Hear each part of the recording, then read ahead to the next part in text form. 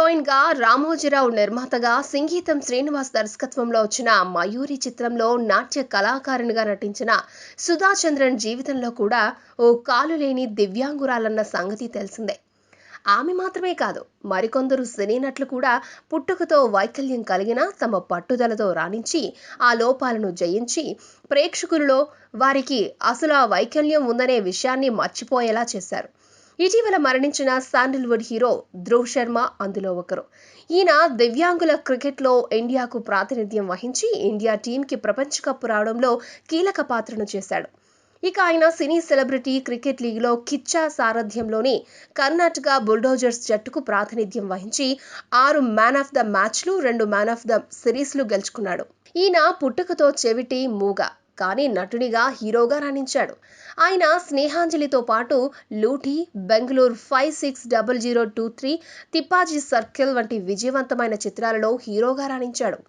నిజానికి ఆయన పుట్టుకతోనే చెవిటి, మూగవాడంటే నమ్మలేరు. అంతలా సీన్ ని డైరెక్టర్ రాసిస్తే దానికి ప్రాణం పోసేవాడు.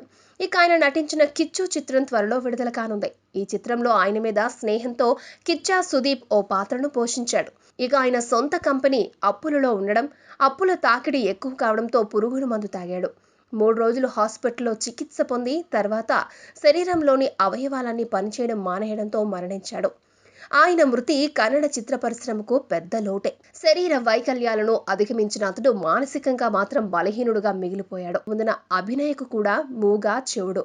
2009లో నానోడిగల్ చిత్రంలో ఎంట్రీ ఇచ్చింది. ఓ యాడ్ ఏజెన్సీలో ఆమె ఫోటోను తమిళ దర్శకుడు సముద్రకని చూశాడు. ఆ సమయంలో ఆయన ఓ కొత్త అమ్మాయిని తన నానోడిగల్ చిత్రంతో పరిచయం చేయాలని చూస్తున్నాడు. ఈ చిత్రంలో ఆమె నటన ప్రేక్షకుల మనసులను గెలుచుకుంది. ఇక అదే చిత్రాన్ని సముద్రకని తెలుగులో రవితేజ, అల్లరి నరేష్ వంటి వారితో రీమేక్ చేస్తూ ఆ పాత్రను అభినయకే ఇచ్చాడు. కన్నడలో ఇదే చిత్రం రీమేక్ హుదుగులులో నటించింది. శశికుమార్ దర్శకత్వంలో వచ్చిన ఈసన్ చిత్రంలో ఎంతో ప్రాధాన్యమున్న పాత్రను చేసింది. 7th సెన్స్ చిత్రంలో సూర్య సరసన నటించే అవకాశాన్ని మురుగదాస్ ఆమెకిచ్చాడు. ఇక తెలుగులో ఆమె ఎన్టీఆర్ సోదరిగా దమ్ము, నాగార్జున సోదరిగా ఢమరుకం చిత్రాల్లో నటించింది. కృష్ణుడు హీరోగా వచ్చిన చంద్రుడు చిత్రంలో హీరోయిన్ గా నటించింది. ఇక సీతమ్మ వాకిట్లో సిరిమల్ల చెట్టు చిత్రంలో చిన్న పాత్రతో పాటు తమిళ్లో అజిత్ హీరోగా వచ్చిన వీరం, హరి, విశాల్ల పూజయ్ చిత్రాల్లో నటించింది. మలయాళంలో ది రిపోర్టర్ చిత్రంలో ముఖ్య పాత్రను పోషించింది. ఇక బాలీవుడ్ లో బాల్కి దర్శకత్వంలో అమితాబ్ బచ్చన్, ధనుష్లు నటించిన షమితాబ్తో ఎంట్రీ ఇచ్చింది. ఇక తెలుగులో రవితేజ, పూరి జగన్నాథ్ల నేనింతే, నాగార్జున కింగ్, జీనియస్, మహంకాళి చిత్రాలతో పాటు రామ్ చరణ్ ధృవ చిత్రంలో నటించింది. ఇక నాటి తొలి తెలుగు తరం తెలంగాణ హీరో కాంతారావు, నేటి తెలంగాణకు చెందిన నితిన్, ప్రముఖ కమీడియన్ అలీలు నత్తితో బాగా ఇబ్బందులు పడేవారు. కాంతారావు దానిని ఎంతో సాధన ద్వారా కనిపించకుండా చేశాడు. ఇక నితిన్ తనకున్న నత్తిని బాగు చేసుకునే క్రమంలో స్పీచ్ థెరపీలకు హాజరవుతున్న తన కెరియర్ తొలినాళ్లలో ఆయన తన చిత్రాలకు హీరో శివాజీ చేత డబ్బింగ్ చెప్పించుకున్నాడు. కానీ కృష్ణవంశీ పట్టుబట్టి శ్రీ ఆంజనేయం చిత్రంలో ఆయన చేత డబ్బింగ్ చెప్పించాడు. నాటి నుంచి నితిన్ తన నత్తిని అధిగమించి తన చిత్రాలకు తానే డబ్బింగ్ చెప్పుకుంటూ ఉండడం విశేషం.